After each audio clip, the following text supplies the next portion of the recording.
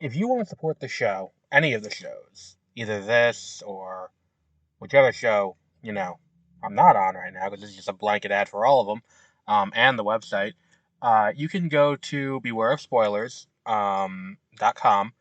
In the description for any of the episodes of Beware of Spoilers, there is the option to donate. If you don't want to donate that way, you can donate directly through the website. We do have that, mwpnews.com. And if you don't want to support that way, then going to mwpnews.com will help out because we have ads there. We don't want to keep it, where there's a lot of ads. There's a few ads. But the point is we want to make it so that way, we can sustain this for the long term. If people donate, we're never going to paywall anything, I don't think, as of right now. But if people, start donating, we'll start doing cooler and cooler stuff. Like donations are how we get to cover stuff like Tribeca and other, film festivals. And, we may be able to bring on more people to help out. So if you want to help out the show and you want more content from us, by all means, even just going and giving us a 5-star rating on Spotify helps out a lot. But that's it. That's the only ad we'll have on the podcast ever. But here's whatever podcast you're going to be listening to.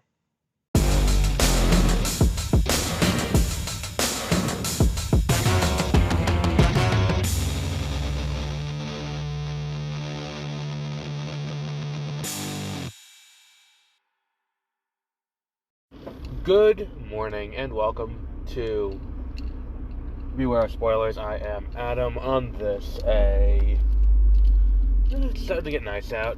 It is the 4th of July weekend. It's Wednesday. Which means it's time to talk about the Acolyte. And I'm going to say this every week from now until the end of the run. Starting with the next show, which I believe will be Skeleton Crew. Unless there's another animated show between then and now that haven't announced yet, which is unlikely. Starting with Skeleton Crew, these episode recaps of Star Wars TV show episodes will be on Exploring Hyperspace Lanes rather than here, because, it's a Star Wars podcast over there. We should give it something to do when, on a weekly basis during these runs. And then we'll talk about it with Josie as she watches them. But whatever, it is what it is.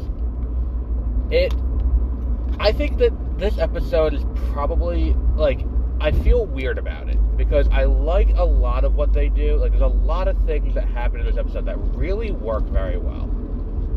And there's a lot that don't for me. I think that the whole part where it's Master Soul, who I called Master Sun last week and possibly the week before, because Soul means sun. Master Soul has May. Osha is with the Stranger, aka the Master, aka this other guy, Manny Giacino, who brings her to his butthole, and that's where they kind of hang out most of the episode. So, yeah. And I think that the whole thing with, what this episode is it's setting up what this show will become. I think what we're looking at is a swap. I think Osha is going to switch, and that's pretty clearly telegraphed. She's going to turn to the dark side. I don't know if May makes the same transition back to the light. It's possible, but I think I've been saying from the beginning, I think Osha's gonna fall, and then I don't know about what's it called. I don't know about what's his name, about May coming back to the light. Either way, it'd be an interesting kind of switch, but it is what it is. We get some hints into the Stranger's past. The Stranger is the official title for this guy now. And, as someone who had to read Camus in high school, that's something that irks me. I hate the Stranger. It's probably the biggest difference of opinion me and Peter have on anything. I hate the Stranger. He loves the Stranger. The Stranger sucks. Moving on. And it is...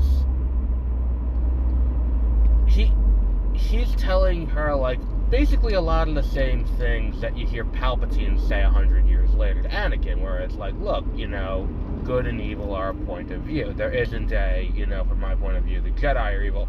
And I think that part of it is, like, the writing on the show is so much tighter and better than the writing in Revenge of the Sith, that, like, him being the kind of, like, you know, silver-tongued, like, Faustian guy who's gonna turn her to the dark side. I mean, he's not making a deal with her. He's just trying to turn her. Like, but the idea that, like, I think it plays a lot better here than it did in, you know, in the original, you know, game, in the original movie.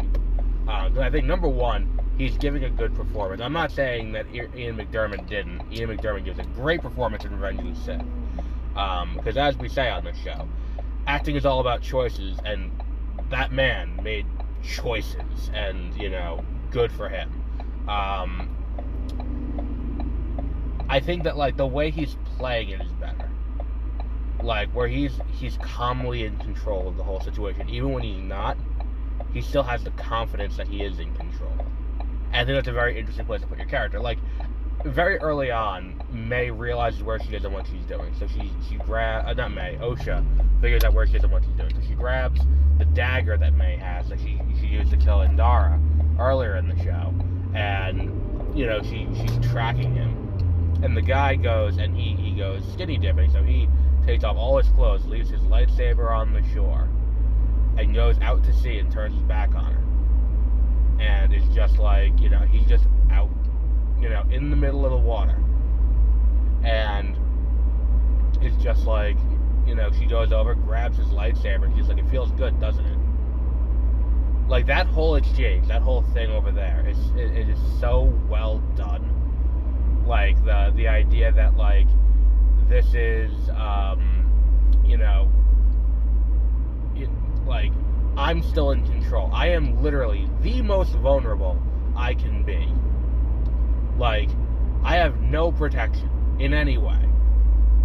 Like, and it's like, and it's like the way he comes back to the shore and he's like, look, I mean, you're trying to figure out if you can kill me. I would just like to say that if you're not going to join me in the water, I would like to put my clothes back on because this is a little awkward. Like, that whole exchange is just so well done. And I think that, like, for someone that I went into the show, like, oh, that's cool, I liked him in The Good Place. Like, to see him play this character is just such a departure from that. This man can act, and he's doing a fantastic job on this show. And I think this is just phenomenal what he's doing here. The other question is, where are they? Because that's a question that you would think Osha would have asked at some point. But where are we? Like, okay, we're on this planet, and it's like, and the whole thing where it's like, this is the only thing in the episode. Well, not the only thing. There's another thing we're going to address in a little bit, but, like, you know, Osha doing, you know, she's looking at the ship, and he goes, look, if you're going to swim out there, you may want to start now before it gets dark, or you can just wait for the tide to go out. And when he said this, I'm like, well, if the tide can go out, and it goes out far enough that you can just walk to the ship, then it's not that difficult to swim, that you need to start right now. And like, I'm looking at him, like, I can see basically a land bridge where if you jump, you can get about halfway across. Like, it's not that was just a small thing that I was like, oh, that's a weird choice. Either way, the big thing that really was a hang-up for me in this episode, and then we'll talk about the where are they question. The big hang-up for me in this episode was how we're dealing with grand issues here. Where, you know, Master Soul is very clearly not on his game because he doesn't detect that Osha is actually May. And it's not until she slips up and asks a dumb question that he figures it out. Which, like, if you're a Jedi Master, shouldn't you realize that? Like, it's a weird thing, and it's like that whole thing's going on, and he's dealing with, like, you know, I know, Osha, that you're a good person, so you think he's talking to Osha, and then he's talking then you get to the stuff on whatever the other planet is, which there are two prevailing theories that I can think of. Like, you go to that other planet, and it is talking about the nature of the Force and the the doctrine of the Jedi and what the Jedi believe and all of that. It's a very heavy episode in terms of just emotion and just allowing characters to try and figure out what their place in this universe is. To have that juxtaposed with this fucking little, like, the fourth chipmunk that was rejected from Alvin and the Chipmunks, who's going around sniffing shit and trying to suss out, oh wait, by the way, this is not actually Osha. Like, we the audience know this already, and that doesn't end up factoring in. He's not the one who's like, hey, by the way, Soul, this is not actually her. Like, the fact that those two things don't happen, and we spend so much time with this fucking chipmunk doing this weird slapsticky thing, like, it's a total dissonance that borders on total whiplash, scene to scene, where you're going back and forth to this fucking little weasel thing, this fucking little chipmunk that's just constantly sniffing shit, and doing a weird, like, a weird fight scene. The only action in the episode, really, besides Osha holding the lightsaber to the stranger's throat, is the idea that, like, the what's it called? This fucking little, like, chipmunk and May getting into a small tussle. And it's not even a tussle, it's a very quickly handled thing. It's a very weird thing to have in the episode that doesn't amount to anything, and it just feels like, with an episode that's 39 minutes long, it just feels like it's affecting the runtime. That's all it is. So we also have this cool thing where we find out what it is that the helmet's is made out of, which is a Legends thing that has been canonized, and you don't see enough about that. We see a lot of bitching about any time they don't acknowledge the canon stuff specifically, the Legend stuff specifically, but when they do bring in Legend stuff and canonize it, it doesn't get the same praise. And in this case, Cortosis is the thing that is canonized. Cortosis being a material that when a lightsaber hits it, it shorts out the lightsaber. We saw it last week, but this week we get to see it, we get an explanation for it. It's helpful for fighting Jedi, because not only does it block not only does it block lightsabers, but it's also used to block out the Force, and like, the ability to be able to get in your head. Which is an interesting thing. Which leads us to, where are we? Where the fuck are Osha and the Stranger this entire episode? And there are two theories. Number one, it's a Legends location. I forgot the name of the planet, but it's from Plagueis. And in this case, it is the planet that Darth Plagueis is from. Which is interesting, considering we're about 100 years out from the Phantom Menace. So that puts this as a interesting place that could be. And the other thing about it is there are Cortosis mines on that planet. So that is a possibility. The other possibility, and what I think it is Ahch-To. Ahch-To, famously, is the planet that Luke is hiding out on in The Last Jedi. At the very end of Force Awakens, at the beginning of The Last Jedi, and then Rey goes back to in Rise of Skywalker. This is where the first Jedi Temple is, or the home world of the Jedi is on this planet. And then it's like, this is also where the ancient Jedi texts are.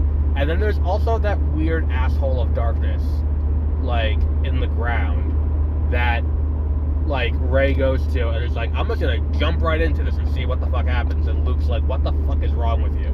Like, that's kind of, that is where this is. And we've talked before about how there are points in the galaxy where there are things that can match light to dark. Like, the cave on Dagobah is such a dark, cave of dark side energy that it's a good place for Yoda to hide out on, because it's strong enough to mask where Yoda is. Jakku has something similar before the light, because that's where they hide out Rey. Because Rey, as we know, is the granddaughter of Palpatine, so they needed to hide her somewhere, so they hide her on Jakku, in the middle of fucking nowhere, where the dark side wouldn't be able to sense her, because there's such a strong thing of light there, you wouldn't be able to detect it. I think that it's not something similar here on Acto, potentially here on Acto. We don't know for certain if this is Acto. It could be. But it is one of those things where it wouldn't make sense if that's there, because if no one could sense where Luke is, that would make the most sense. If no one could sense that Luke is chilling over there, that would make the most sense. Now, of course, there are things that need, that should be addressed in this regard. I think that, if that is the case, I think it's smart not showing porgs because they want people to build it out. And I think the fact that they don't show porgs is kind of the thing that's oh, this is not Acto. But they do show the other thing that looks like the giant thing that Luke milks and then drinks that fucking weird scene. Yeah, there are things that look like baby versions of that. But you don't really see there's no adult version, there's no giant version like we saw in the movie. And similarly, we don't see the porgs and we don't see the Guardians of the Temple. So it's all kind of a little off. That said, if this is where we are, if we are in this, and we're on Acto, that is very interesting, because one of the other things that affects the Jedi is the fact that there is a secret Sith temple, or Sith shrine, under the Jedi Temple on Coruscant. And it's one of the things that cloud their ability to do things. It's one of the things that leads to the fact that they can't sense that the Sith Lord in question that they're looking for, Darth Sidious, is in fact the Chancellor. It's because they're sitting there on this Sith temple and it's clouding everything. So because of that, it does create an interesting situation if this guy is camping out on the side of this thing underneath the ground, and that's where he is, and that is, something else that, it's an interesting commonality. Look, I think that Acto is probably the most likely thing, because I think to a certain point, attempting to appease people who read the expanded universe and recanonize some of that is not exactly the most winning of battles. I think that if you're going to do something like that, it's not the worst idea on the planet, but there are certainly other ways that could be, there are other ways that this could be handled, is what I'm trying to say. And I think that saying, oh, this is the planet that Plagueis was trained on, is an interesting, little tidbit. But at the same time, if you just switch it and say it's Acto, and it's oh, that's all the same place, alright, problem solved. And about the lack of porgs, the porgs could just be an invasive species. Who knows? Maybe Chewbacca was right to kill that one, and took it a rotisserie style over an open fire. Who knows? But yeah, it is a, it's an interesting, situation to be in after this episode, because I did appreciate a lot of it. And I think what it is this is just setting the groundwork for where we go in episodes 7 and 8, because there are 2 more episodes left this season. And I think, too, another thing that could be interesting is, I don't think he's going to turn, but what if Soul turns to the dark side? And I really hope this isn't the only time we get to see Vernestra Rose lightsaber whip, because that'd be really disappointing if they made this big deal about, oh look, she's got a lightsaber whip, and all she uses it for is to kill a fucking Umbra Moth that's coming from behind. Like, that'd be a real disappointment. It's a really cool idea that's just kind of not handled properly. But we will wrap up there for today. Our next episode we will be doing coverage of, I forgot what it was. I feel like there's another show. My Adventures Superman was still doing. We're going to do the Bear later this weekend. But until then, have a great rest of your week.